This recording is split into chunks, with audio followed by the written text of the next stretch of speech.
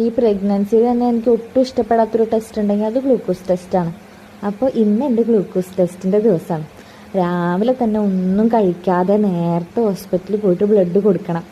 അവിടെ പോയിട്ട് ബ്ലഡ് കൊടുത്തതിന് ശേഷം അവിടെ നിന്ന് ഗ്ലൂക്കോസ് പൊടി വാങ്ങി കലക്കി കുടിച്ച് അവിടെ നിന്ന് 1 മണിക്കൂർ കഴിഞ്ഞിട്ട് വീണ്ടും ബ്ലഡ് കൊടുക്കണം. വീണ്ടും 1 മണിക്കൂർ ഇരുന്നതിന് ശേഷം വീണ്ടും ബ്ലഡ് കൊടുക്കണം. അങ്ങനെ 3 വട്ടമാണ് ഇന്ന് ബ്ലഡ് കൊടുക്കേണ്ടി വരിക. ബ്ലഡിൽ എത്രത്തോളം ഷുഗർ കണ്ടൻറ്റ് ഉണ്ടെന്ന് അറിയാൻ വേണ്ടിയിട്ടുള്ള ടെസ്റ്റാണ്. അപ്പോൾ രാവിലെ തന്നെ പോയി ബ്ലഡ് കൊടുത്തു. ബ്ലഡ് കൊടുത്തതിന് ശേഷം പിന്നെ ഗ്ലൂക്കോസ് പൊടി വാങ്ങി. ഇപ്പോൾ 75 ഗ്രാം കലക്കി കുടിക്കണം. അപ്പോൾ 75 ഗ്രാമിൻ്റെ പാക്കറ്റ് ഇല്ലാത്തതുകൊണ്ട് തന്നെ 50 ഗ്രാമിൻ്റെ 2 പാക്കറ്റ് വാങ്ങിയിട്ട് വന്ന് 1 ഗ്ലാസ് വെള്ളത്തിൽ കലക്കി കുടിക്കണം. 1 പാക്കറ്റ് ഫുള്ളും 1 പാക്കറ്റിൻ്റെ പകുതിയും കലക്കി കുടിക്കണം. കലക്കി കുടിക്കുക എന്ന് പറയുമ്പോൾ നമ്മൾ സാധാ ഗ്ലൂക്കോസ് പൊടി തിന്നണ പോലത്തെ ഒരു ടേസ്റ്റ് അല്ല ഇത് കലക്കി കുടിക്കുമ്പോൾ.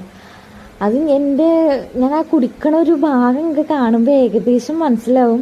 ഈ ഗ്ലൂക്കോസ് പൊടി എന്ന് പറയുമ്പോൾ അതിങ്ങനെ വെള്ളത്തിൽ കലക്കി കഴിഞ്ഞാൽ കലങ്ങണില്ല. ഈ അടിയിൽ കുറേ കിടക്കും. നമ്മൾ കുറച്ചെടുത്ത് കലക്കണ പോലെ അല്ലല്ലോ. നമ്മൾ ഒരു 1.5 പാക്കറ്റ് എടുത്ത് കലക്കി കുടിക്കുമ്പോൾ, 1 ഗ്ലാസ് വെള്ളത്തിൽ കലക്കി കുടിക്കുമ്പോൾ അതിൻ്റേതായ ഒരു ഇതുണ്ട്. എൻ്റെ എക്സ്പ്രഷൻ കാണുമ്പോൾ തന്നെ ഇപ്പം നിങ്ങൾക്ക് ഏകദേശം മനസ്സിലാവും എന്താണ് ഇപ്പം ഞാൻ അങ്ങനെ പറയാൻ കാരണം. അടിയിൽ കലങ്ങില്ല.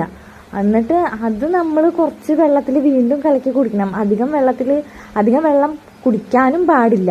ഇത് കഴിഞ്ഞ് 1 മണിക്കൂർ നേരം അവിടെ വെയിറ്റ് ചെയ്തിട്ട് പോയിട്ട് വീണ്ടും ബ്ലഡ് എടുക്കണം.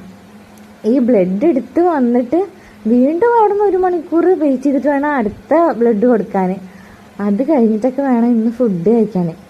രാവിലെ 9 ഒക്കെ ആയിട്ട് 9 മണി എത്രയൊക്കെ സമയമായിട്ടാണ് ബ്ലഡ് കൊടുത്തത്. അവിടെ നിന്ന് പിന്നെ വീണ്ടും 10-12 ആയപ്പോൾ അടുത്ത ടെസ്റ്റിനുള്ളത് കൊടുത്തു. പിന്നെ അവിടുന്ന് 11-12 ആയപ്പോൾ അടുത്ത ടെസ്റ്റിനുള്ളത് കൊടുത്തു. അപ്പോൾ ഇങ്ങനെ ഓരോ ടൈമിന് വേണം ബ്ലഡ് കൊടുക്കാൻ. അത്യാവശ്യം ക്യൂവും കാര്യങ്ങളൊക്കെ ഉണ്ടായിരുന്നു അവിടെ. പക്ഷേ ഈ ക്യൂ നിൽക്കുന്ന ആൾക്കാർക്ക് നമ്മുടെ സിറ്റുവേഷൻ മനസ്സിലാവില്ലല്ലോ.